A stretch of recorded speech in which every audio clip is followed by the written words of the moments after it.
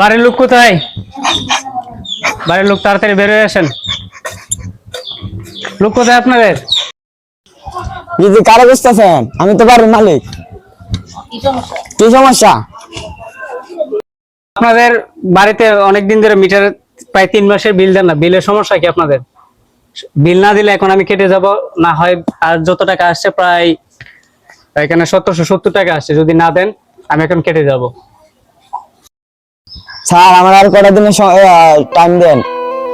আমার সংসারে এমনি খুবই বাজে অবস্থা। আমার কটা দিনের টাইম দেন, আমি বিল পরিশোধ দিয়া করে দেব।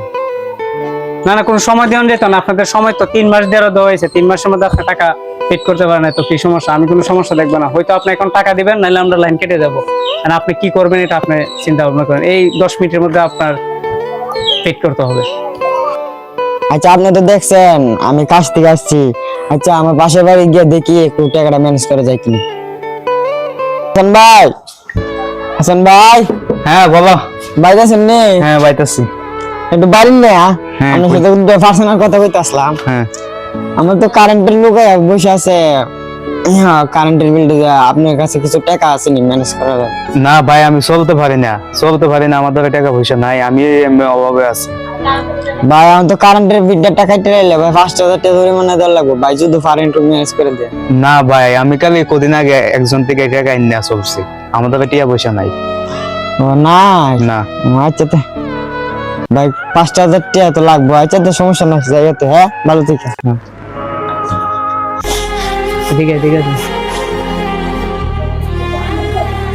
এতক্ষণ ভাই কোথায় আছিলেন? আমি তো প্রায় আধা ঘন্টা ধরে দাঁড়াইছি। কি সমস্যা আপনাদের? আমি কি আপনাদের ডিউটি করি নাকি?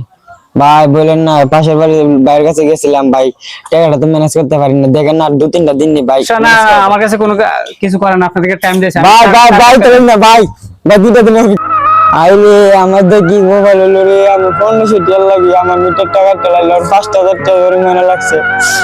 দুনিয়া দাফন বলতে কেউ নাই।